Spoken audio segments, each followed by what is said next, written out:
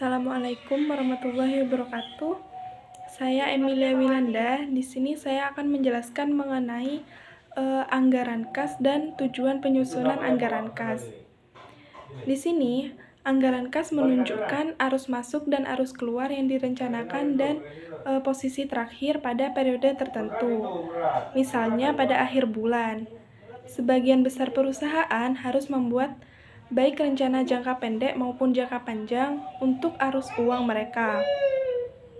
Merencanakan arus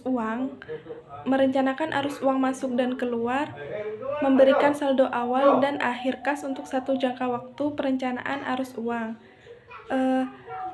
yang akan menunjukkan kebutuhan untuk membiayai kekurangan kas yang mungkin terjadi dan kebutuhan terhadap perencanaan investasi untuk menanamkan kelebihan uang pada penggunaan yang menguntungkan.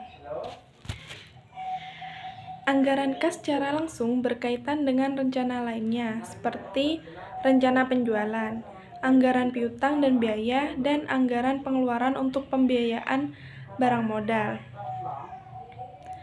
Kemudian, tujuan penyusunan anggaran kas.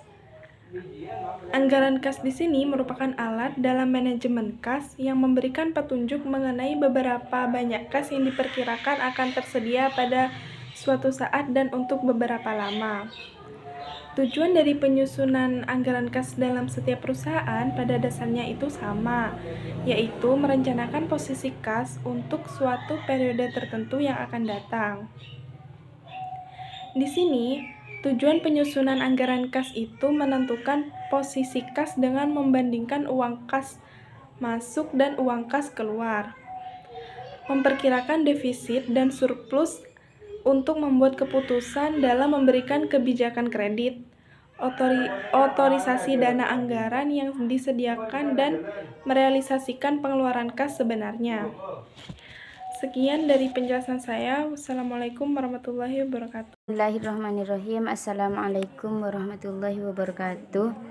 Nama saya Suhira.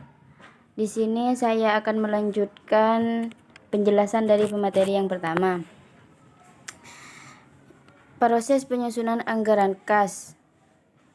Proses penyusunan anggaran kas pada dasarnya merupakan proses penetapan peran setiap manajer dalam melaksanakan program atau bagian dari program.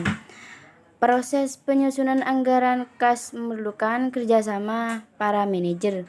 Menurut Ellen Christina dalam bukunya Anggaran Perusahaan, langkah-langkah proses penyusunan anggaran adalah sebagai berikut. Yang pertama, menyusun anggaran penagihan piutang, dan yang kedua, menyusun anggaran penerimaan kas yang biasanya terdiri dari proses penerimaan tunai, penagihan piutang, dan penerimaan lain-lain. Yang ketiga, menyusun anggaran pengeluaran kas. Anggaran pengeluaran kas ini umumnya mencakup pos-pos pembelian mesin, pembelian gedung, anggaran untuk biaya pengeluaran lain-lain. Yang keempat, menyusun anggaran kas yang sifatnya sementara. Artinya, apabila terdapat saldo kas akhir yang minus atau negatif, maka perusahaan memerlukan pinjaman dari pihak luar dan sebagai konsekuensinya diperlukan pembayaran berapa bunga dan angsuran pokoknya. Yang kelima, memperkirakan pembayaran bunga. Untuk itu diperlukan suatu skema pembayaran bunga yang lengkap. Yang keenam, menyusun anggaran kas akhir. Dari kutipan di atas, penulis menyimpulkan bahwa proses penyusunan anggaran kas sangat diperlukan untuk mengetahui anggaran penagihan piutang, anggaran penerimaan kas untuk mengetahui hasil saldo akhir.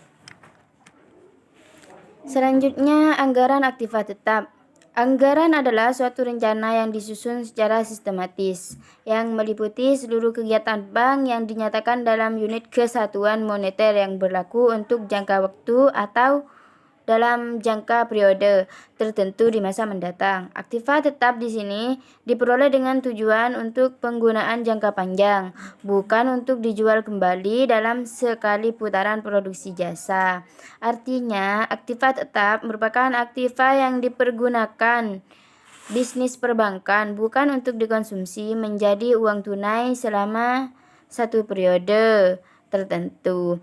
Aktiva tetap yang dimiliki oleh bisnis perbankan dapat dibedakan ke dalam Yang pertama, aktiva permanen. Aktiva permanen merupakan aktiva bisnis perbankan yang antara lain meliputi tanah yang merupakan aktiva yang selalu ada. Artinya tidak rusak secara fisik karena digunakan untuk tempat gedung berdiri.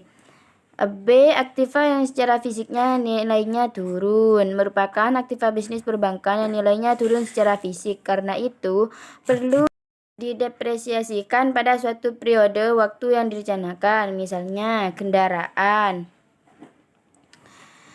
Demikian penjelasan dari saya. Kurang lebihnya mohon maaf. Selanjutnya akan dilanjutkan oleh Saudari Ririn Rosiana.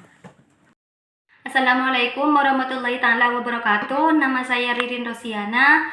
Di sini saya akan menjelaskan cara memperoleh aktiva tetap, yaitu dengan cara 1. Pembelian tunai. Aktiva tetap yang diperoleh dari pembelian tunai dicatat dalam pembukuan sesuai dengan nominal yang dikeluarkan.